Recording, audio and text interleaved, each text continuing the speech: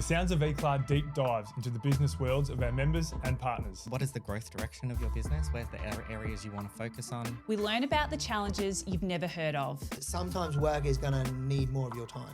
And if you want to be successful, you have to be willing to do that. The skills and habits that are the backbone of their businesses. Life comes in seasons, just like the year comes in seasons. Some seasons will be really tough. And the feedback and advice that set them up for success. Being able to separate yourself from feedback and know that it's not personal and take it constructively, then you can only ever better the product that you've built. This is The Sounds of Eclat.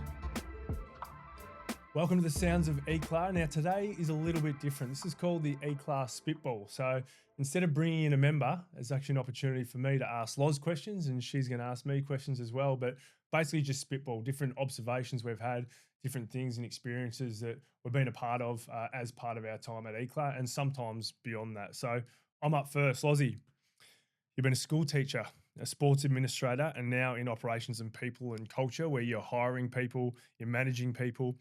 For those that are coming through in that 17 to 23 range, so they obviously want a part-time job, they might be finished uni and they're looking for a job as part of that hiring. Through all your experiences, what are some of your current observations and what recommendations would you make to people coming into the workplace?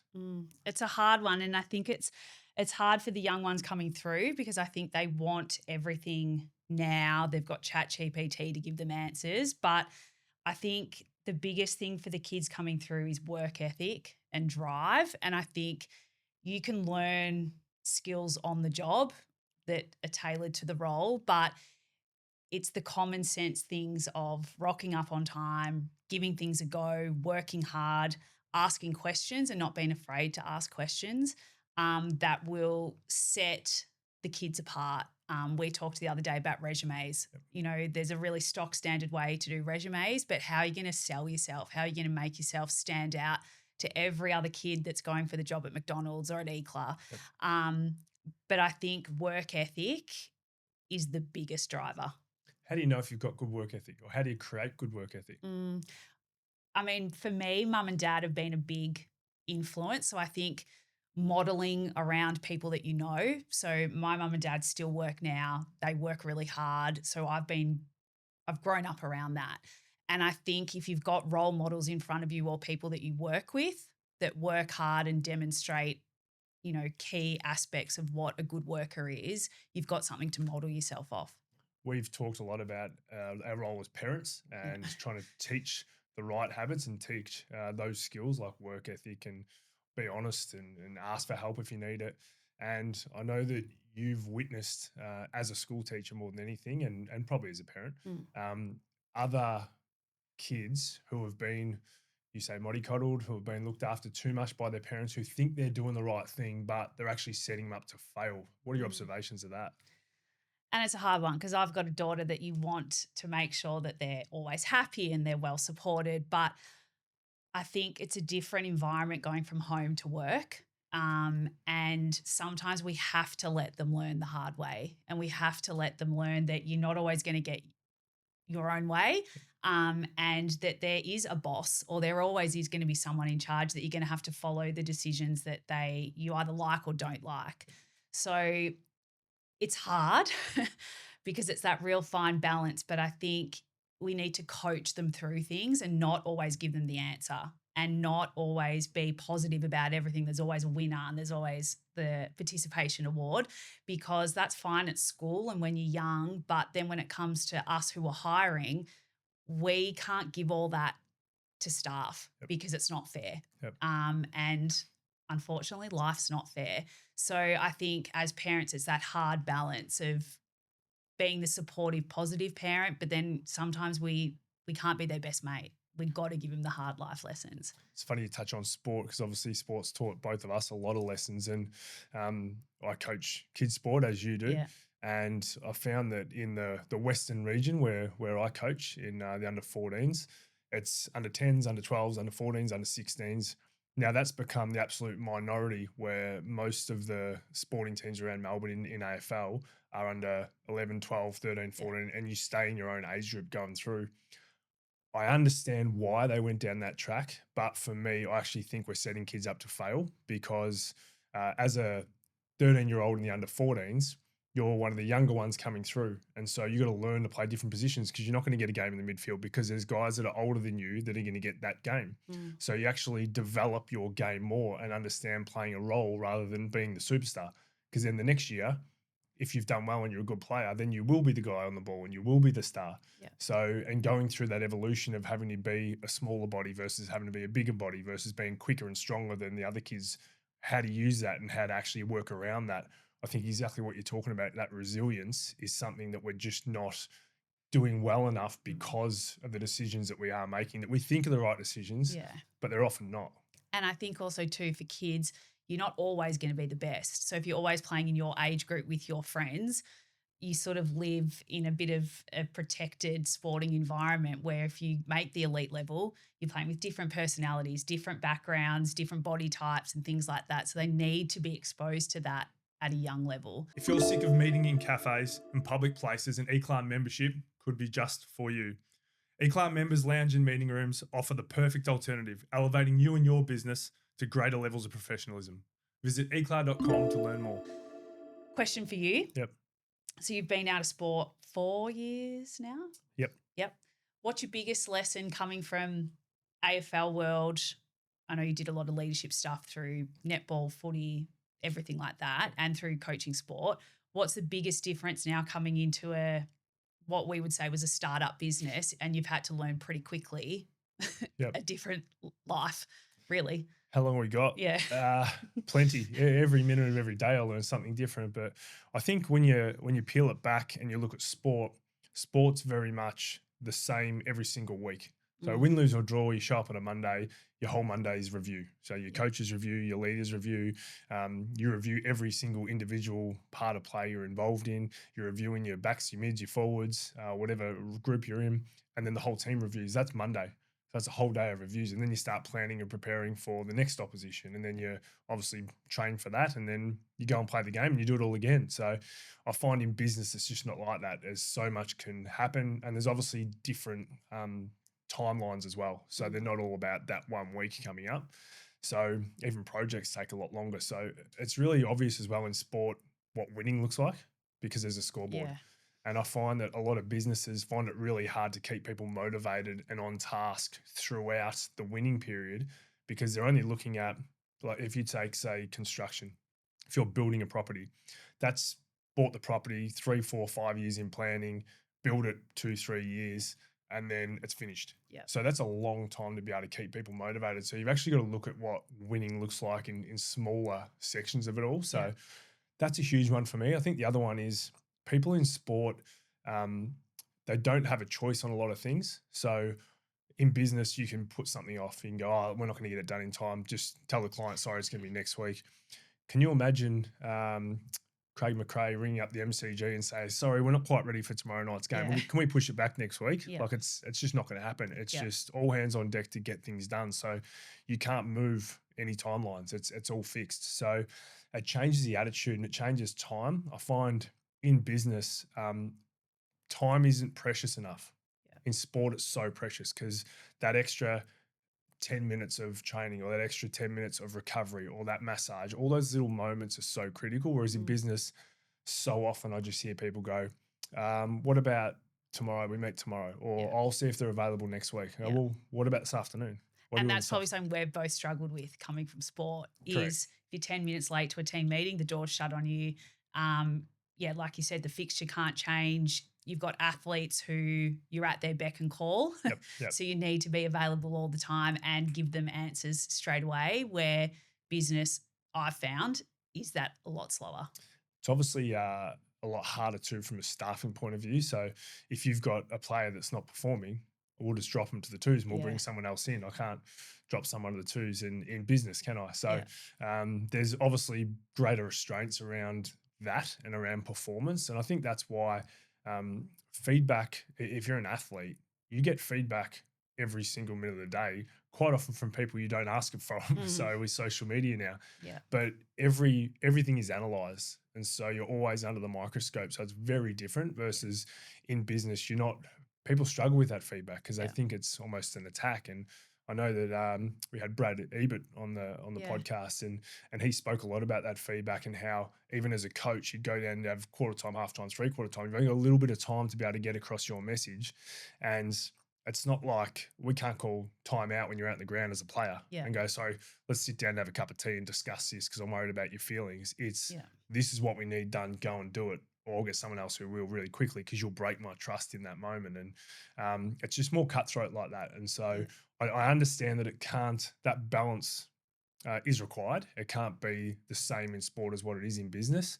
But I also think business has so much to learn about how sport do it and some of those implementing some of those different areas. I was just thinking then, like even coming from women's sport, feedback is, I would say, as direct or even more direct with girls in women's sport. And it's not the right or wrong way, but there is definitely learnings both can take into each aspect of their roles, because I think you get a lot of resilience being in sport because you have to move on with feedback.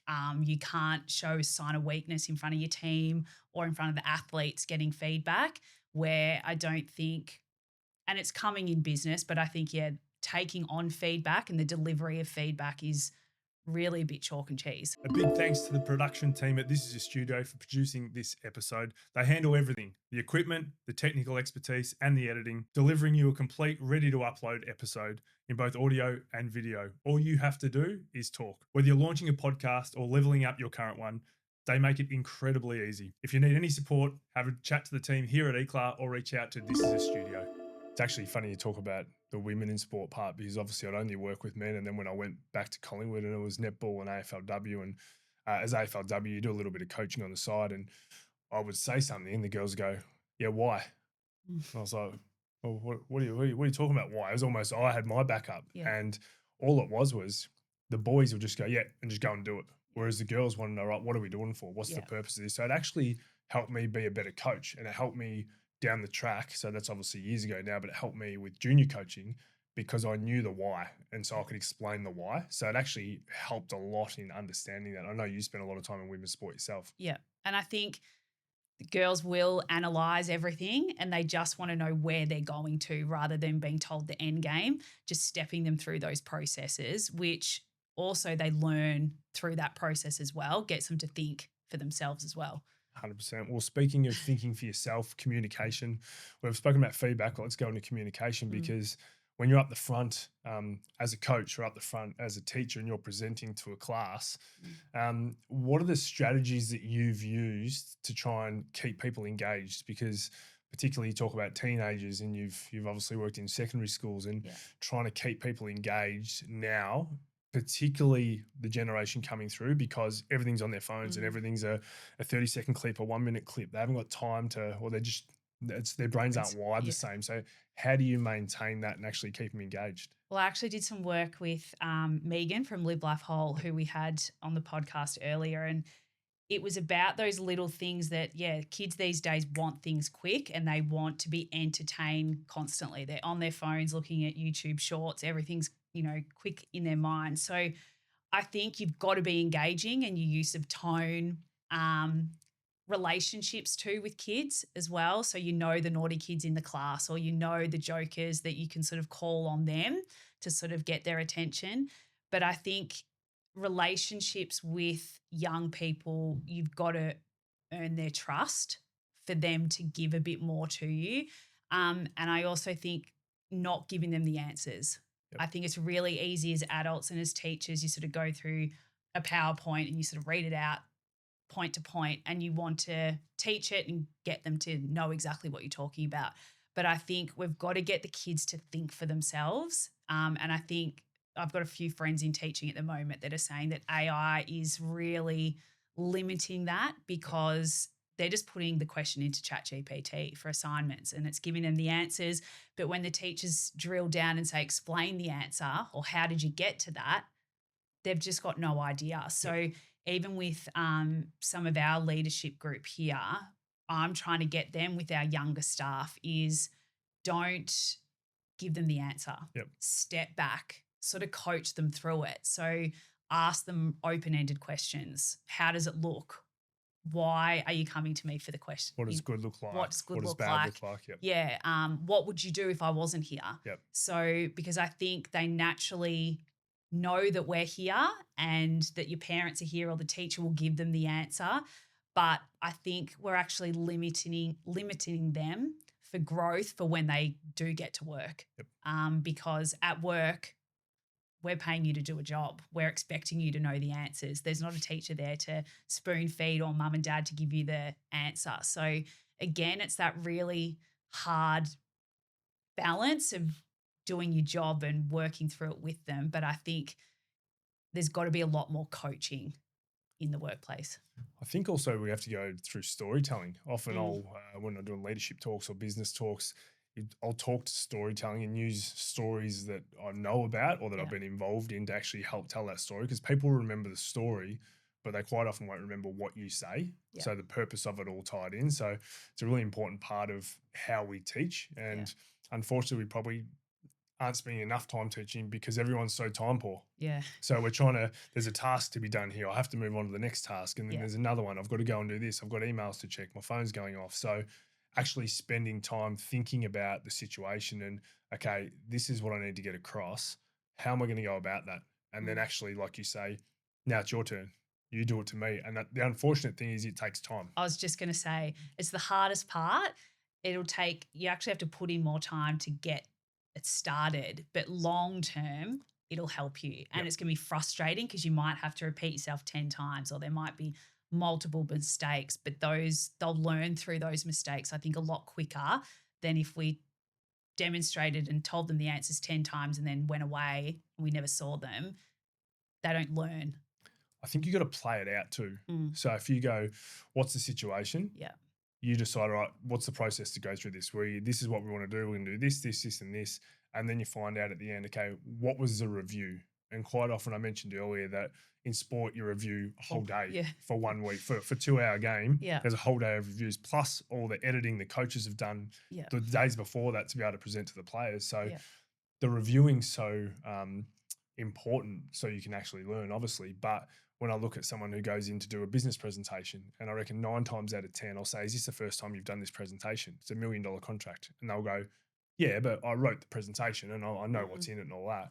I'm like, if it's so important, why wouldn't you take half an hour to actually present to members of your team to get critical feedback on that? So you can go, oh, look, you went through that bit too quick. I didn't quite understand it. Or no, you need to stay on that bit so we can ask questions, because that's the whole sell is in that one graph right there. So I find it interesting that reviewing isn't as common as what it is in sport. And we've spoken about it too, that in business, if you have a review, it's looked as a bad thing or, I'm going to get picked apart, or this is going to limit my progression or whatever, But in sport, like you said, everything is reviewed to what food was eaten on the day, timings of the bus pickup, all of that stuff from a logistical point of view is reviewed, and you just accept it, and you are always looking at those little 1%ers to improve.